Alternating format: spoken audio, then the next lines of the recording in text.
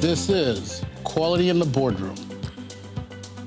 I am Michelle Moravia. The outcomes of MedTech are driven by four forces: safety, speed, risk, and capital. The companies that endure understand how the four forces align. But what is more, they understand how to align them. Here, we examine that alignment. Here, where the operators, regulators, investors come to not follow the market, but to define it. Welcome to the boardroom. To my right is our strategic moderator, Kwame Ulmer. Thank you, Michelle. And welcome to Quality in the Boardroom, where I'm really interested in this conversation with Sean Boyd, a seasoned FDA leader, where we're going to talk about the alignment given the recent changes at the FDA and his unique insights having spent over 30 years at that organization. Sean Boyd, thank you for being with us. Thanks for having me. I really appreciate it. So it's no secret there was a really significant reduction in staffing at the FDA. What does that mean? Yeah, so it was a very disruptive time at the agency about a year ago, where the reductions in staffing that occurred may have changed industry's lead reviewer, may have changed the makeup of their review team, the supervisors and managers that were responsible for reviewing some of those decisions, and even executive leadership. And I think that had a huge impact on the organization and necessarily has a huge impact on the industry itself. And there, I think, were some early concerns about specific submission types, quality of the reviews, consistency in reviews. Having the benefit of a few months now, what do you think are the key areas industry should be thinking about?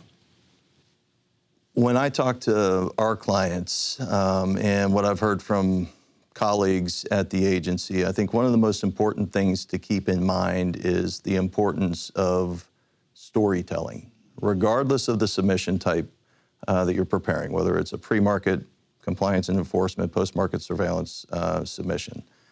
Reviewers are brilliant, scientists and engineers, super talented, and they're dedicated to the mission of the agency and of the center to protect, promote, and advance the health of the American people and ensure high-quality, safe, and effective devices of public health importance first in the world.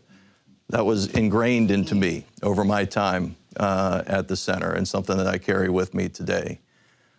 But one thing that I think industry needs to keep in mind for particularly complex, novel, or controversial submissions is that storytelling is important because oftentimes reviewers are learning about that technology, in the case of a market authorization submission, for the first time.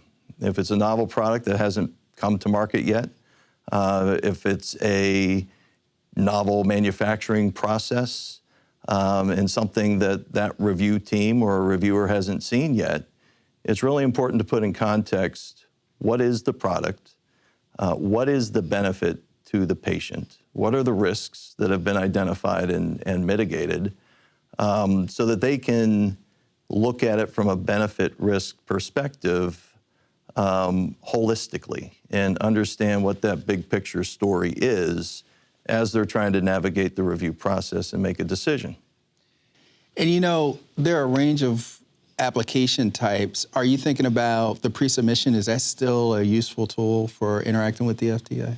Yeah, when I talk about novel, controversial, complex submissions, I'm more thinking PMA de novo, where that storytelling over the course of the review process, which is going to take many months. When you talk about pre-submissions, I think this is one of the areas that in the past where the agency has gone through some kind of a crisis or a lapse in appropriations, a shutdown. Those particular types of submissions may have been deprioritized because the agency has a super high volume of work to do, and other types of submissions are simply higher priority. Or there's a reduction in staffing, and you've got to prioritize where you invest your resources and how the review staff spend their time. I think one of the things that we've seen over the past year is that review performance has not really been impacted by the staffing reductions. If you look at the MEDUFA performance reports, all metrics are being met or on target to be met. And that's really impressive and a testament to the review teams and the leadership at the agency for maintaining that focus on mission and commitment that was made through MEDUFA to industry and to the public. And so I love that you say that because, candidly, the initial feedback that I heard from industry was a fear that there would be some slips in missing targets, but that has not taken place. The FDA has also embraced a certain level of use of AI. They've changed the format and modality in which new reviewers are trained and oriented. Can you talk about some of these recent adaptations at the FDA and what that might mean? Yeah, I think in the area of like training specifically, for example, and I had an opportunity just this last week to talk to some colleagues and understand what does the training landscape look like right now for CDRH, where I came from, but maybe more broadly across the agency. And some of the areas most heavily impacted by the reductions were in training, communication, education, operational areas. And in some cases, parts of the agency saw a complete reduction or elimination of those functions. In other areas, and I think this was the ultimate intent in what's happening now, was to consolidate those services into a more centrally located function or component within the agency. So while at CDRH specifically, one of the things that we had heard was that the reviewer certification program was impacted. And every new reviewer goes through RCP. They have several weeks of in-classroom training on the fundamentals of what is a center like, what are the review processes that you need to be familiar with, and how do you navigate those processes to get to a review decision. And the transition was to replace that in-person training with, because the staff supporting that program may have been riffed, was with having new review staff view pre-recorded sessions of that training. So there was a degradation of the quality of the training in that it had previously always been in person. The most important, in my mind, component of training a new reviewer is really with pairing that new reviewer with a mentor, a more experienced reviewer who has been around for a while, has seen a variety of different files, works on the most novel, controversial, and complex things, and takes that new reviewer under their wing to help them one-on-one understand the process, start with a more basic or well-known technology type or file type, and get through the process iteratively over time. So that hasn't gone away and that hasn't changed. To double down there, it sounds like you're saying there's a lot of value in the real-world experience, if you will, and mentorship of new personnel at the organization. With that being said, especially under this new administration, there's a strong adoption of AI. AI for potentially learning, reviewing assistance, and things of that nature. How do we bridge, from your experience, that institutional knowledge, if you will, with just leveraging AI that provides literature, that provides some scientific know-how, but not that real-world experience? Right, and I think that's one of the things with the departures or the rifts that occurred last year. The agency did lose a lot of institutional knowledge because it wasn't just limited to new review staff that might have been probationary. It included more senior reviewers, more senior leaders that had grown up in the agency and seen a lot of things and knew how to navigate the process, were leading initiatives and understood the more complex technology. I think AI is going to be a huge contributor and enabler for industry and the agency in gathering large amounts of information, for example, in historical review decisions, and how do we navigate to a place to get to an approval or a clearance decision for certain products. What are some of the issues that we've encountered? And I'm saying we as FDA because I'm always going to feel like I'm FDA. But how can FDA understand what are the issues and situations that resulted in a unfavorable review decision, and dive deep into that data to understand where were there gaps in the data that was supplied to support that submission, and how can industry and the agency learn from that to get it right, or to not necessarily get it right, but to get to a favorable decision in the future. Yeah. I'm also thinking about organizations, companies of all sizes, particularly large ones that could potentially say, we used AI to look at the last 10 questions or last 10 conversations we had with you, and here's what you told us about human factors testing. Is this still the case, FDA? And maybe the FDA could say, well, we not only looked at your question, your issues with HF, but we've looked at all the other similar devices with HF questions, and here's our current thinking. And maybe that's how AI could make that conversation more efficient. Yeah. Right, I agree. I was having a conversation with a colleague just the other day about in responses to warning letters, after an inspection occurs, a 483 is issued, and the company has an opportunity to respond to that 483. The agency reviews those responses in deciding whether to issue a warning letter or not. And companies that do a really good job in developing a plan, because you're not always going to be able to address all the findings of an inspection within 15 days. But if you have a really solid plan that's clear on what you intend to do to address those violations, that could eliminate the need for further agency action. But looking at, this is another example where if you could use AI to look at the last, pick the number of years worth of warning letters and ask it to tell me, what trends do you see when the agency comes back and says, the response that you provided was inadequate? Why were those responses inadequate? Industry could learn from that so that you're providing a more comprehensive and holistic response to get to a systemic fix for the problems that were observed during an inspection. And the agency could use that to understand how to better educate industry on what their expectations are and how are you going to address them proactively without having to get to the point where you take an action. I love that. Really love that.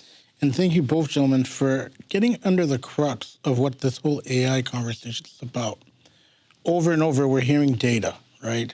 Data's at the crux of it.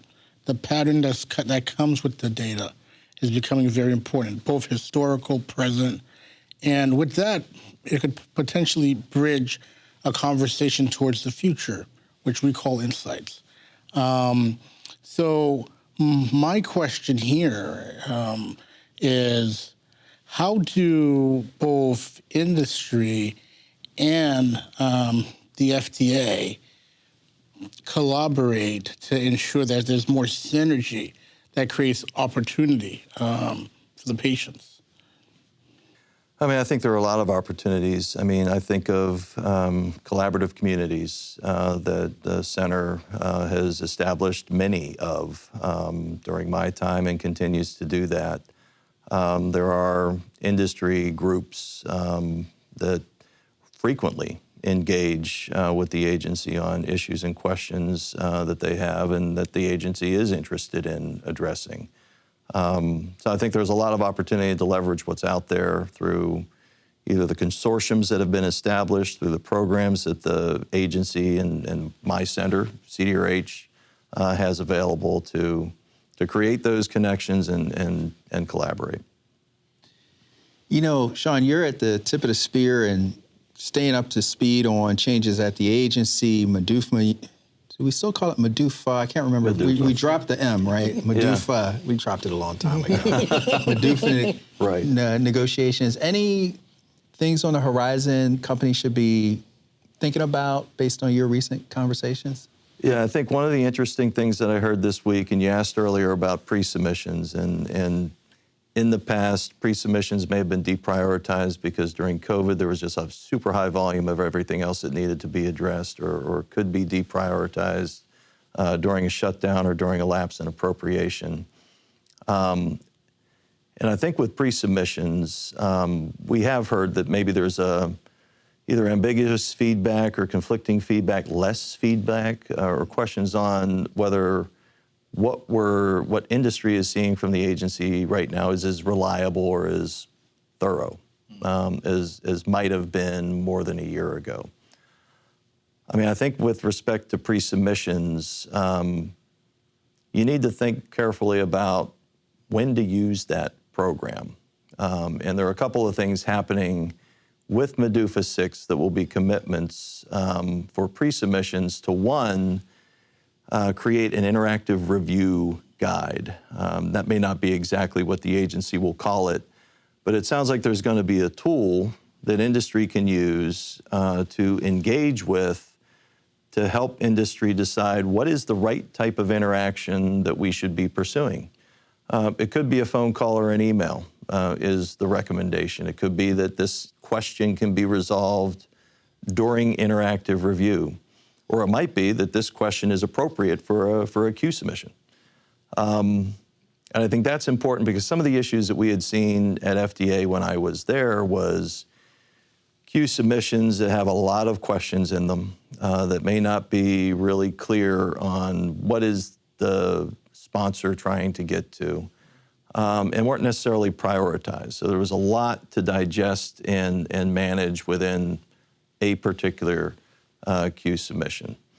If there's a tool that helps you parse out which of those questions should be in a Q sub versus which should not, that might help. You know, it's funny, I'm working with a company right now who has 10 draft pre-submission questions. And I think you know that's probably just maybe a little bit too much. Yeah, about 3 times too many. So that tool would come in handy. I mean, more than handy. It would be quite a useful tool. That is outstanding. You know, if we could go back to audits, I think we talked a fair amount about what's happening pre-market. Yeah. Any thoughts about how companies should think smarter when they suspect they're going to have their regular audits, a surprise audit? Yeah. How should they prepare? That's a great question. I mean, one of the things that I've seen in the data is inspections have not declined, as you might have expected they would with the staffing reductions and with the disruptions over the last year. Inspection numbers are on par over the past couple of years. The other thing that we're seeing is an increase in the number of enforcement actions that are occurring. And I think that's for a couple of reasons. And I haven't forgotten your question. I'll get to it on the preparation. I just want to provide this as foundation. I think those enforcement actions are increasing because, one, there were fewer inspections conducted during COVID, and that public health emergency ended in 2023. So over the last couple of years, the agency has been ramping back up and getting back on par with the previous inspection pace. The other thing that's occurred is all compliance functions moved from former ORA to CDRH, and the relationships that those compliance staff had with now OII or the investigation side of the house are tighter than they were before. So the center and the field both have a closer relationship and a better ability to identify which firms should be inspected that more likely need some attention from FDA in terms of findings that are going to be more significant and serious than what might have been found a few years ago, which is resulting in more and more actions that are coming out of the inspections that are being conducted. So to your question around how does a firm prepare, foundationally and upfront, there's no replacement for a strong quality of culture within the organization. But really, tactically speaking, I think having a dedicated team that is focused on internal audits and FDA readiness and knows how to mock up what an inspection might look like, prepare the people that are going to be involved and facing that investigator on what the experience might look like, what questions are going to be asked, what questions do you know are going to be asked, how are you going to address questions that you don't anticipate, do you have all the data and information on hand that an investigator might prepare. Basically an inspection readiness plan. Every company should have one, many companies do, just to be ready for when that investigator shows up at the door. A quick follow-up on that's similar, and we're going a bit forward here, is the US FDA just adopted the new QMSR. And with the new QMSR, if we take a 30,000-foot view, what I really see is it's focused on two things. Number one, the adoption of risk management, that being integrated throughout the full life cycle, and a little bit going towards harmonization and standardization with the ISO standard, especially 1345, when it comes to this conversation. So with that being said, how do you view, going back to the data, going back to generative AI, how could we parse through, looking toward like 2030, 2040, what could be the vision to parse through data, gather insights, so that we could be even more proactive than reactive as a society when it comes to the value chain? Wow. Yeah, I mean, I think independent of the fact that we just went to QMSR and the agency adopted ISO 13485 as the quality system standard or benchmark that they're going to be measuring against, planning for how you're going to use data across the product lifecycle and across the systems that you've got across your company or within your company is imperative. I don't know what AI is going to bring, but it's bringing a lot today and keeping pace with the technology, and more importantly, how that technology is used responsibly so that you understand not only the outputs that it generates, but you're feeding it the right questions. You're feeding it the right sources of data up front so that it's an enabler not only for your review staff or your in-house quality staff to augment what they do on a day-to-day basis, but those same people are training the tool to get better and better over time. Spot on. Yeah. That sings to my heart, for sure.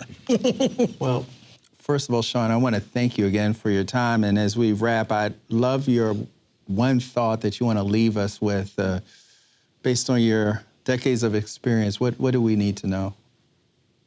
Well, there's a lot that comes to mind, but like thinking about this, and I think one of the things that I've thought a lot about since I left FDA and in my transition into working in the private sector now, it's all around quality and its relationship to brand reputation.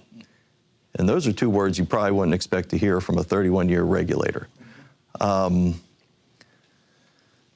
But when I think about brand reputation, and this is applicable whether you're a federal agency or whether you're a consulting firm or a medical device manufacturer, if people don't know who you are and have trust and I guess an understanding that the product or service that you provide is the best in the world, there's no way that that product or service can get out there and make a difference. And that really begins with quality.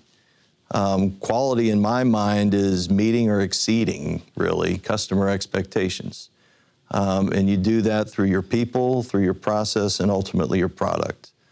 Your people need to be motivated by the mission of the organization. They need to understand how their day-to-day job, from the C-suite down to the production floor, impacts the quality of the product or service that you're delivering. And they have the permission and ability to ask a question, to raise a concern, and or suggest an improvement to what you're doing as an organization. And really importantly, that leadership gathers that information and then acts on it. The worst thing that you can do is ask for feedback and ignore it, not act on it, or even worse, kind of penalize it. So I think that's one aspect of quality driving brand reputation through your people. The other thing is, we just talked about quality systems. You've got to have systems in place that, on one hand, make the job predictable and boring. You know your job, you're following a process, you're getting things done every day, and you understand how that relates to the quality of the product or service that you're delivering. And you also understand what the interactions or interplays between R&D, manufacturing are, because you can design, develop, test a product on the bench. When you hand that over to manufacturing, it's got to be able to be produced in a way that the intended use is, and the user is going to be able to use it as you expect. So, those are a couple things that come to mind when you ask me what would I want to take away be. That was outstanding. I want to thank you again, Sean. Thank you for your thoughts on quality. Thank you for joining us in Quality in the Boardroom. Michelle. Thank you, gentlemen. This was a great conversation. Again, speed, safety, risk, and capital. When they align, we have a scalable operating system that endures. When they diverge, we have exposure. Exposure that is typically not seen until it is. Thank you for participating in Quality in the Boardroom. Until next time.